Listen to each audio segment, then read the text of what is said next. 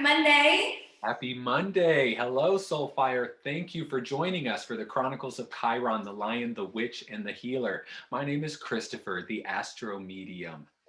I am Jessica Tanselle, medium, spiritual teacher, and healer. Tonight we are discussing. Well, first of all, we need to make it very clear that we're excited to be here. I know you're. I didn't say this. I'm excited to be here. We are excited to be here. Okay, so we have been heavily activated this week. We are still sitting in some new moon energy, although the moon has entered Taurus as of 1:33 p.m. Eastern time. So we're kind of out of that Aries energy, but we're still in that really intense new moon in Aries energy, which was super potent, very volatile in certain ways and sensitizing, and I definitely felt it in my body. What did you feel? I felt the intensity in my body. I have released several times and like ugly stuff. Like I had to come to terms with things that I had done in my life, and I was like, I don't want to do this. Yes.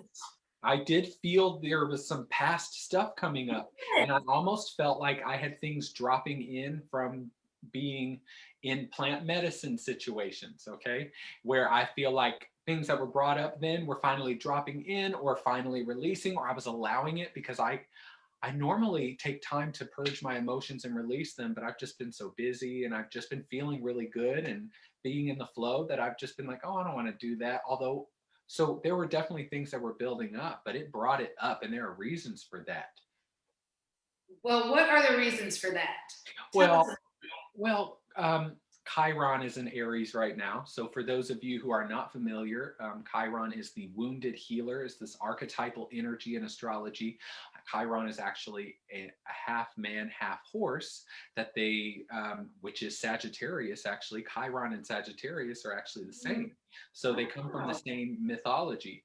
And Chiron is a wounded healer. It's part of the Hercules or Heracles mythology. When you get into that, he spent his whole life trying to heal himself from the time he was injured.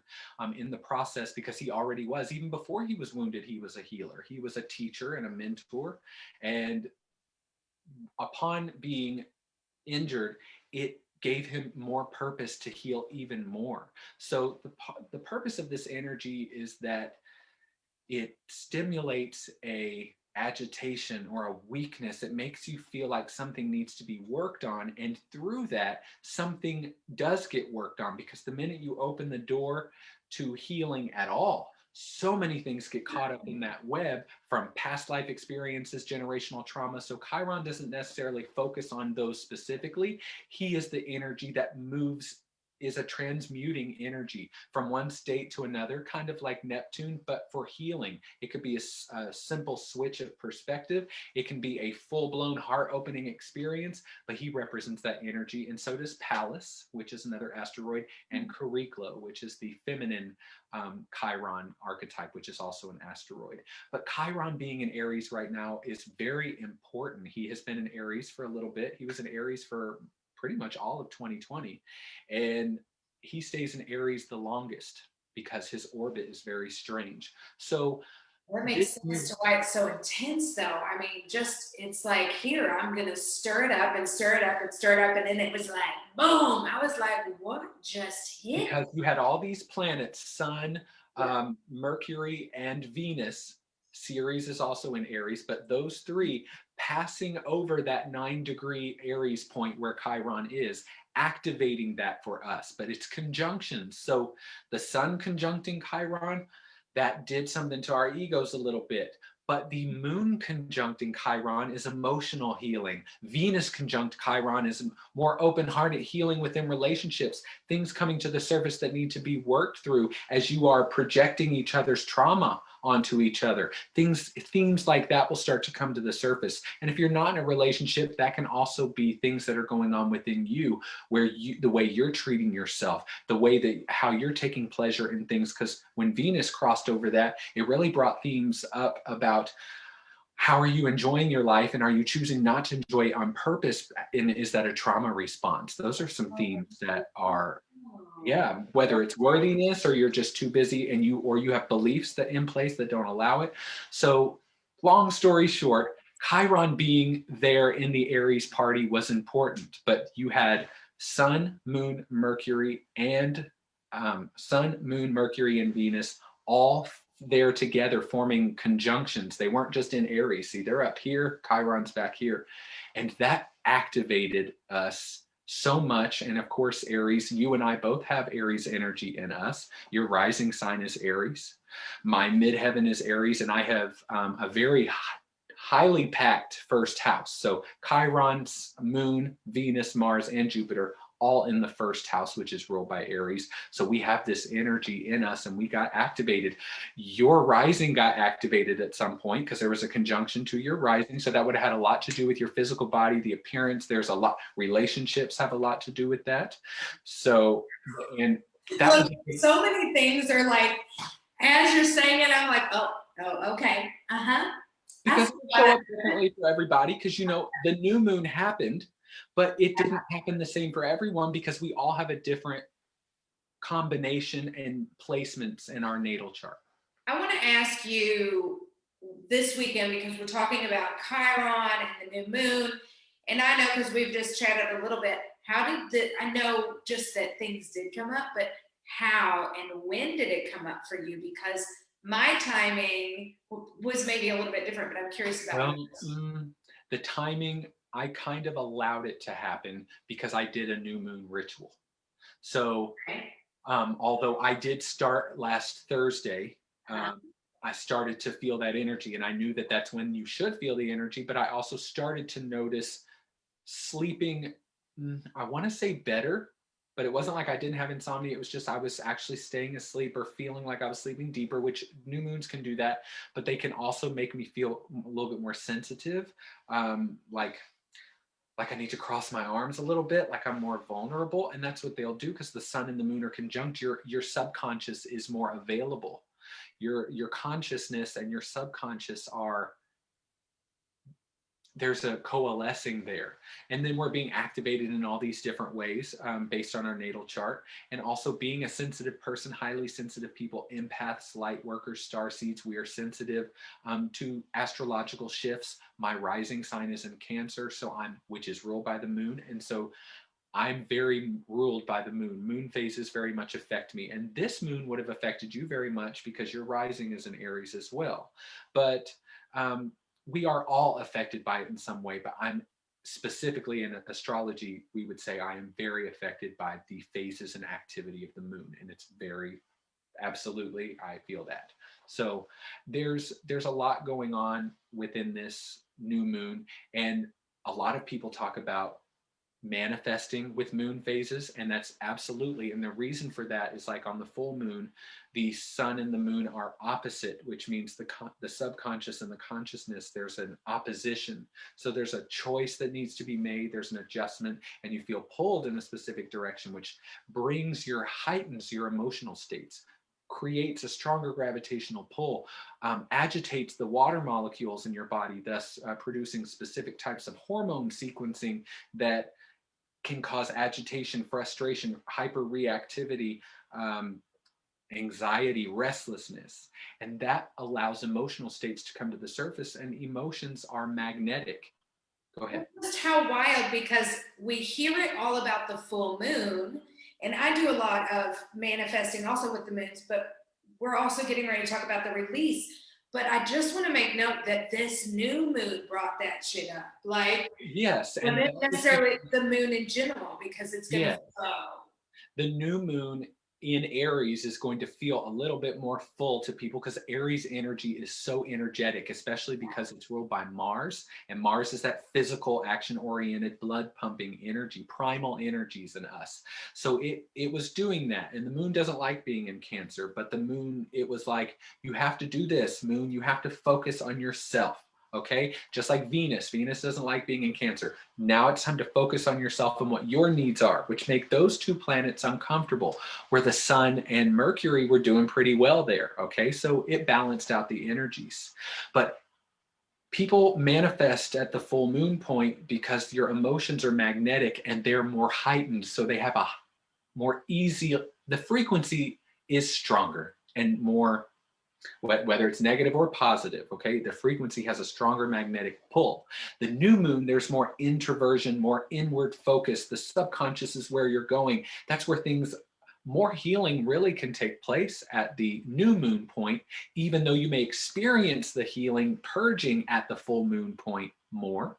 The new moon is where all the seeds are planted. And so it's the ending of a cycle and the beginning of a new one. So there are things that can be released, but that's the time to put intentions in there, and then full moon is where you pick the fruit, okay? Or where it starts to blossom. And so manifesting with the moon is wonderful, but what about healing with the moon? So all levels of that. Like when I think of specifically healing with the moon this week, like for a woman too, there's a whole nother level of healing with the moon, and yes, my cycle synced up with it. Tima, here we go. But like there's the whole like system of healing with the moon. I find it important to do a release when you're doing manifesting because you're making room. So I'm so glad yeah. that. But also just the flow and allowing, and rather than that expectation of I've got to do it this way or the full moon's going to bring me this. Instead, it's just like, well, let's see what happens and what comes up instead of expecting it. Because I was not expecting this new moon to be. I was only because on October 1st, the day before October 1st in 2020, and of course, back then I was going through a lot of stuff that was coming up for me. And the full moon in Aries, which was on October 1st, that was so powerful for me. And I had never cried that hard since I was like a little kid when I threw temper tantrums. I cried and screamed and was like nauseous so much I was going to throw up. Now, it wasn't like that so much last night. The new moon didn't, I still definitely got in there, but the emotion wasn't as heightened. I kind of had to pull it out, and I did it on purpose in a ritual setting. So I actively did it, but I started to feel that energy build on Thursday. I started to feel that. And then last night, literally at 10:15, I was just getting done with a reading, and I wanted to make sure I started my ritual around the exact point. I like doing it at that 10:31 p.m. is when it was exact. I wanted to do it around then. Well, I was getting done with the reading, and I was starting to feel like I needed to cry really bad. And so it was probably from the person I was doing a reading with. That's normal. But I also knew that this is more than it usually is. Something's ready. It's ready now. And so all I had to do was get in there and get in that space and allow it. And there were things that were coming up, and it did get pretty messy. It just wasn't to the extent that the full moon was. So I did notice that. And I was almost scared that it would happen that way this time, but it didn't. In October, it was effortless. That's how you know something is coming out of you, when it's just happening. You don't have to pull it out. Well, I think that there's the fact of not resisting it. Like today, I did my new moon ritual last night, and then this evening after seeing clients, like got in my room and just bawled. Mm-hmm. And I felt the same way, like, okay, it's not all mine. And also interesting because yours was right at your ritual. So we want to talk about like the timing of emotions is different for everyone. Yeah. I was feeling it Friday. Now I did use plant spirit this week. I was using cacao and really getting to know cacao. And so I've had plant spirit in my system this week. Mm-hmm. And so Friday I was like, what the fuck? Well, I felt it on Friday too. I just didn't express it, and I didn't allow it to come forth. But when you say Friday, I was like, yeah, I was feeling that too. Well, because you were feeling it since Thursday. So yeah.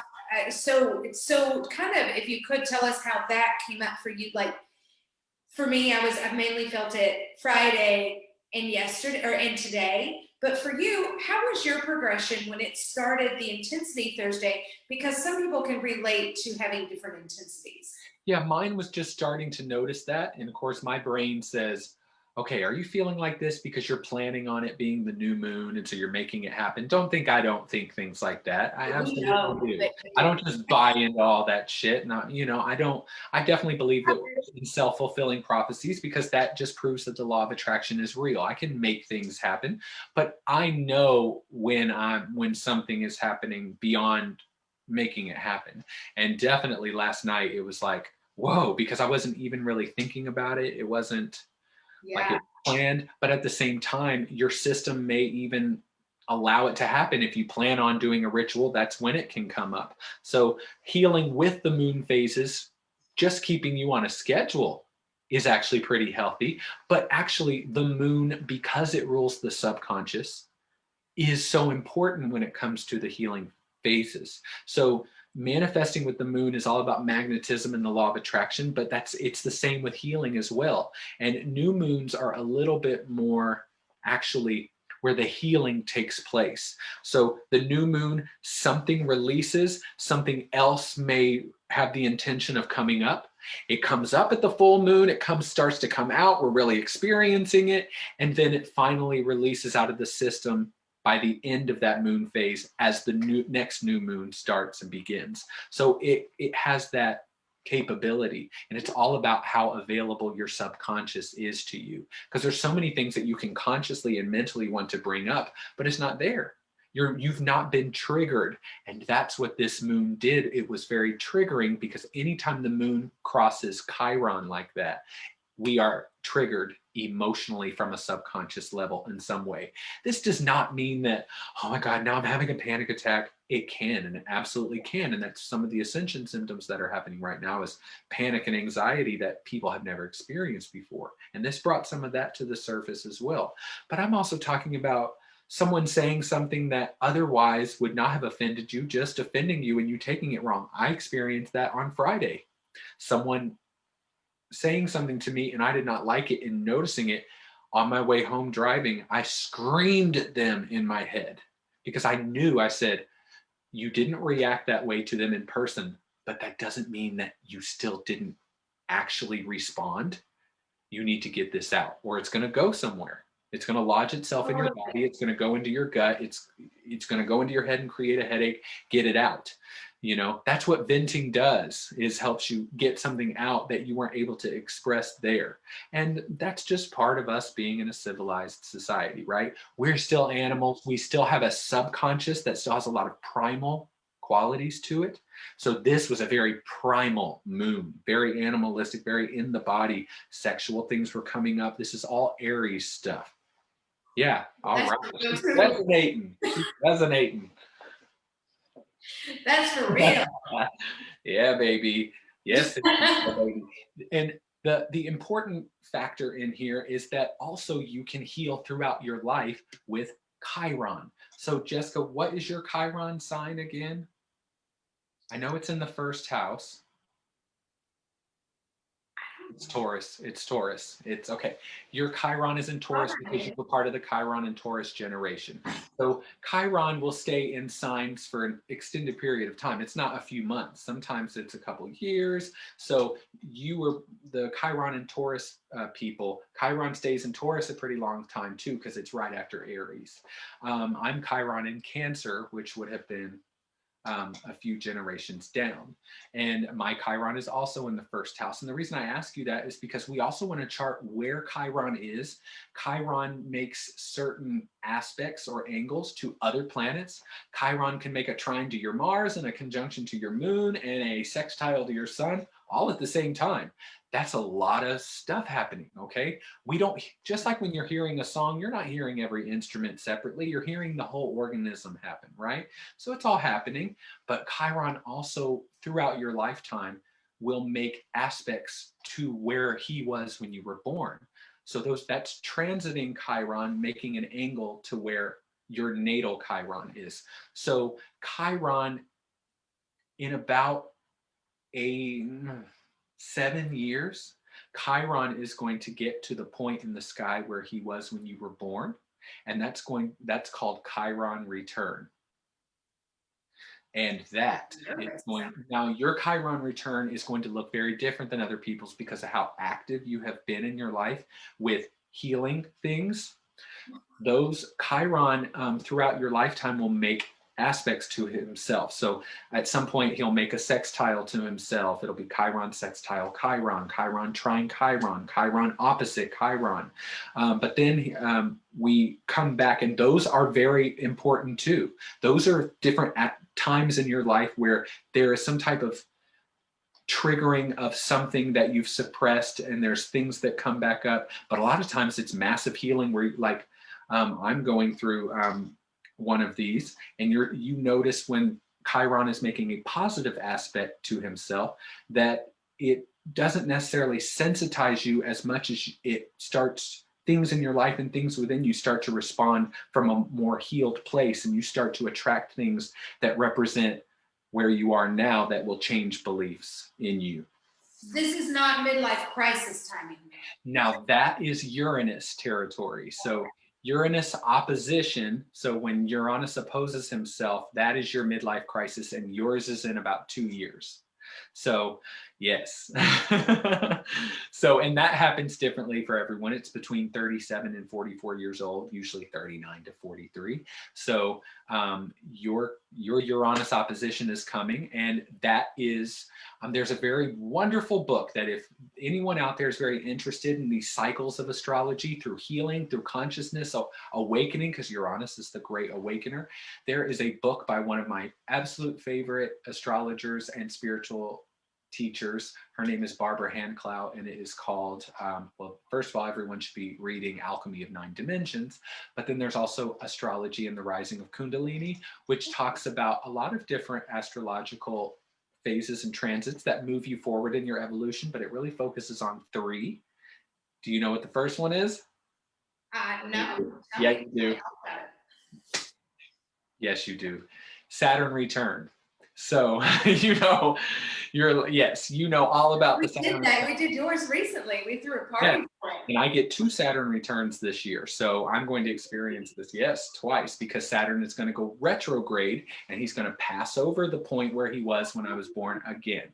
So some people get some people get 3 of them. So you have your Saturn return at 29.5, which is very physical stuff, life stuff, career, job, marriage, divorce. Something changes that moves you into a grown-up state, a more mature state of consciousness. And then you go through other transits like Neptune square Neptune in your mid-30s, which prepares you. In your mid to late 30s, you'll go through Neptune square Neptune, which makes you question things. It's also a very spiritual time, but you're not sure about your beliefs anymore. It makes you question so much. And that is the first of the midlife crisis transits. You'll go through Uranus opposition, and then you have Chiron return at 50. So talking about this, and because you and I have talked a little about these returns and the midlife crisis and how these happen, and how can our listeners, yes, help me help them, how can they utilize knowing, one, get with Chrystopher to know when these are happening, because he is your guy. Probably does sound like gibberish to some people. I'm sorry. Well, no, I think it's good because everybody's chart's so unique. So like you said, all of this will affect midlife crisis coming, even though it's not Chiron, but it's 39 to 44. Well, mine's coming closer to 44 rather than closer to 39. Yes, so that will affect it differently as well. So when people get with you or for their charts, you're able to say this and this and this and this. Yes. Well, these are things you can ask him. Well, what about this? And so how can they navigate when they know a big transition like that's happening? So when you know that one of these transits is coming, you are more consciously prepared for it. You have, you start to prepare yourself and know that certain probabilities may ensue that surround these certain themes, and you keep it broad because it can show up in various ways. You can go through your Chiron return at the same time as you go through Chiron conjunct the moon. If you have a moon in Aries, I had a reading today and a reading last night with 2 people who have now gone through their Chiron return within the last year and a half and are now experiencing Chiron conjunct the moon right after. Yeah. Which is the same, but it's a Chiron conjunct Chiron, and then just months after you go through Chiron conjunct the moon, it extends your Chiron return. Does that make sense? Yeah. Because you went through Chiron, if let's say your ascendant sign was at 9 degrees of Aries, because I know it's in Aries, I just don't know the degrees. Well, you would be experiencing Chiron conjunct your ascendant, which would be its own thing, okay? So if you're preparing for these things, you start to see if these things are going to show up for you, and you choose with conscious awareness to respond differently. And also you can say, this is supposed to happen, because when my soul decided to incarnate into the physical body, it knew the exact time in which that occurred, and it would also know at that exact time which sign would be on the eastern horizon in which it would incarnate through, because that's the direction in which the incarnation occurs. And that sign would color the aspects of the physical body, and the chart would be chosen. And that means from that point, at the time you experience the transit you're currently experiencing, your soul knew that would happen at that exact synchronized, timed out phase in your life. So there, it's not, why is this happening now? No, that also means that there is an end to them. And that if you use the energy instead of letting it use you, Yes. you can see the wave coming, you can get out ahead of it and ride it. Let's talk about that wave, because you said see the wave coming. And I just want to mention, and I want to ask you a question, but when I think see the wave coming, you may not know all aspects of that wave, but you know a wave. It is a singular wave that could crash, or, waves are very volatile. You wouldn't even know, like, well, you'll answer this. We'll see a wave coming for the return of Chiron, for our Saturn return. Sorry, I said it wrong. All of those things. But you don't necessarily the aspect. Like, it's not always the aspect of like work or personal life or certain healing from childhood. Like, that wave could look different every time. It's looking different for everyone. Yes, because your chart is as unique as a thumbprint. Okay, so because even if someone had your exact same chart on that exact same day, there are aspects in your natal chart, like the moon, which is very affected by environment. So don't get it twisted. This is not a one size fits all. So, but everyone will experience Saturn return, Uranus opposition, and Chiron return generally around the same time. We all go through certain transits at the same time. And that's why you see people in mass quantities moving to different stages in their life, all in a synchronized way. Why? Because it's just in our hormonal sequencing? No, that hormonal sequencing is part of the grid that the planets are also linked into. Okay? So it's just like everyone always makes a change between 28 and 31 years old, but usually 29 and 30, and you notice their shift from the way they were living their life before and when they enter their 30s. And this has to do with that Saturn cycle, which is actually just like our body renews itself every 7.3 years, which if you add 7.3 years 4 times, it's a Saturn return. It's a full Saturn cycle. So he is the structural, he rules structure and restriction and things that are bound together and keeping things as they are, conservatism, hard work, discipline, but that will also rule aspects of us all restructuring our lives in specific ways. So when you get into Chiron territory, you're working with an energy that is transdimensional, or is almost transdimensional, because Chiron is really the asteroids. Wherever they are, they represent a link.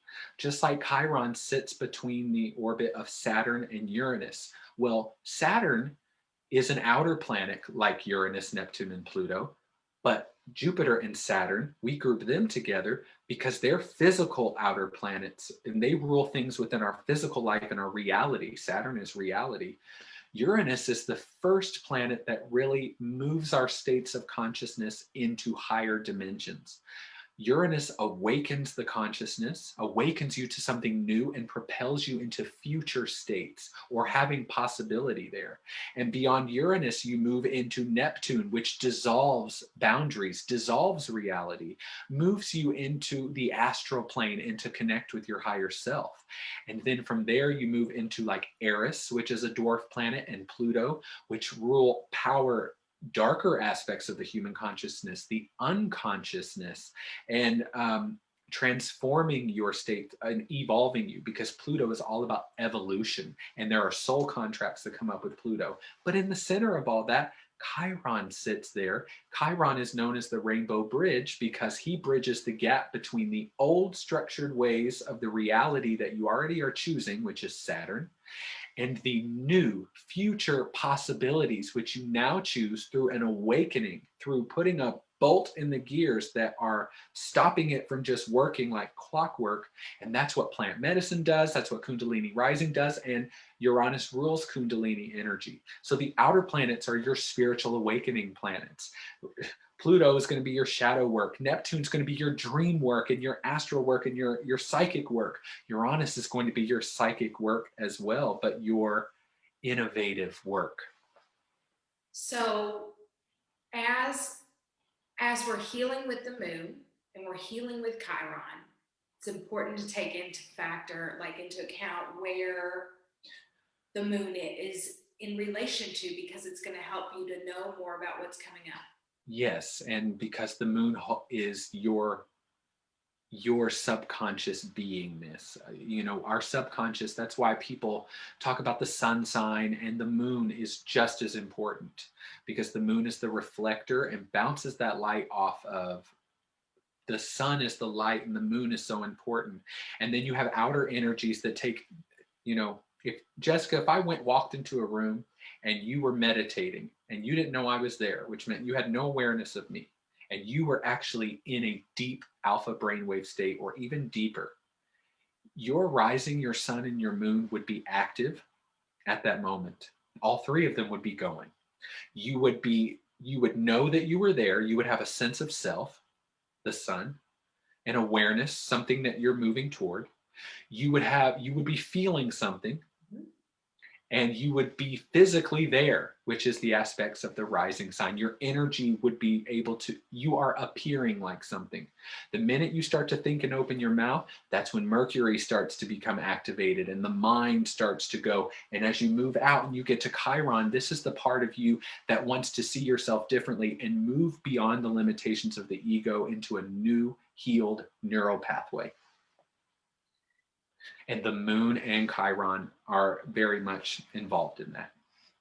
So with the new moon, because we're still in the new moon energy tonight. Yes. And we both recommend doing new moon rituals in general, but tell us your biggest tips right now for this new moon and what they should do to enhance their healing right now. Yes. So right now, because Aries is a very physical sign, the energies that are coming in, because even from an ascension perspective, there's lots of purging going on and it's affecting the body. Right now, there are vision changes. You're going to notice blurry vision because the eyes are changing. You're going to notice definitely headaches. They're bringing me to first, but stop it.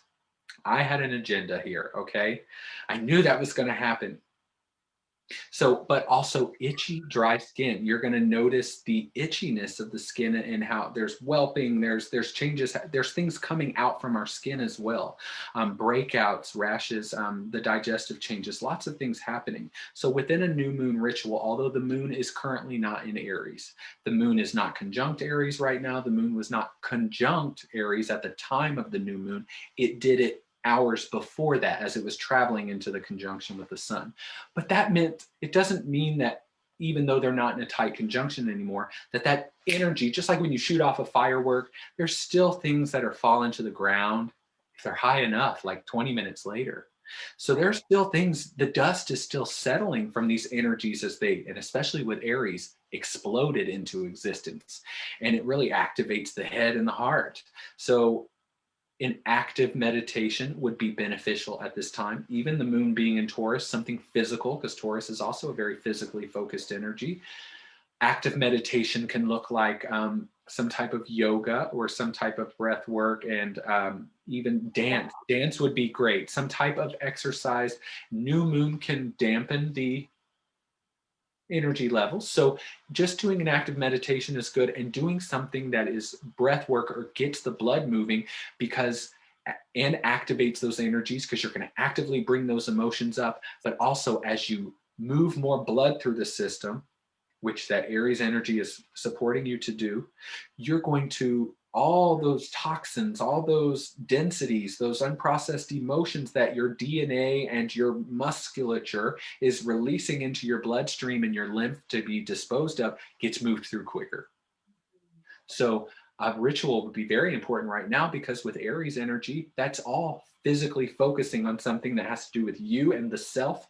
Well, doing a ritual is physicalizing an energy. So New Moon in Aries ritual was probably the most perfect one of all the moons to do a ritual, right? In that regard, physicalizing something.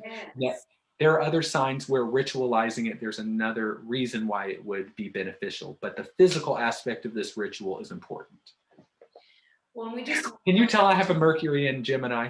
Just say a couple of weeks ago, we talked about magic and doing self work, and this is a ritual. You are physically enhancing it with a ritual. So I love that. Just a little bit more magic. Yes. And just as one of our friends likes to say, you know, she refers to us as mystics and she refers to herself as a warrior. Well, whenever she says that, I immediately think of Aries, because what she means is that her magic is here on the earth and it's through survival and instinct, where ours is through our connection to it's both. We have both, but she's more focused down here. That's root chakra, sacral chakra stuff. So both are needed. So that Aries aspect is needed. What you got going on this week?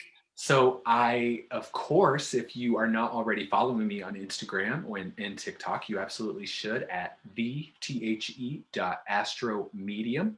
I'm also the in-house intuitive astrologer for Eclipse over Roswell here in Atlanta, Georgia. So if you're in the Atlanta area, you should come to class, or even if you're not, we do it over Zoom as well. But coming in person there's just something about being in person at a class, and we're starting to do this again now. But I have a lot of participants over Zoom. My skin is itching right now. I'm sorry. I'm like, shit, these symptoms are real, y'all. So every Wednesday night at 7 p.m. Eastern time, $10, open to the public. I am going to start developing more classes in the future, just so everyone to stay tuned. But this is a all levels welcome. We cover different topics every week. This week we are covering the asteroids. So Juno, Pallas, Vesta, Ceres, Chiron, Chariklo, all of those. So that's going to be very interesting, because I am really passionate about the asteroids. And I also, if you'd like to book a reading with me, please go to my website, www.chrystopherwithawymedium.com. Jessica, what do you have going on this week? Well, please do follow me on Instagram and TikTok at the Jessica Tanselle. If you want to book a reading and if you want to subscribe for my events under Magic Monday on my website, thejessicatanselle.com, I have some cacao ceremonies around the wheel of the witch's wheel. We're doing Beltane coming up on May 1st. We'll do our cacao ceremony. I will also be doing new moon and full moon cacao ceremonies. So I'm excited to bring forward these sacred the next plant full moon, spirit. Yes. It's going to be intense. Yeah. So I feel very excited about that. So the best way to find out about those right now is follow me on Instagram and TikTok, and also to subscribe on my website to get all my information.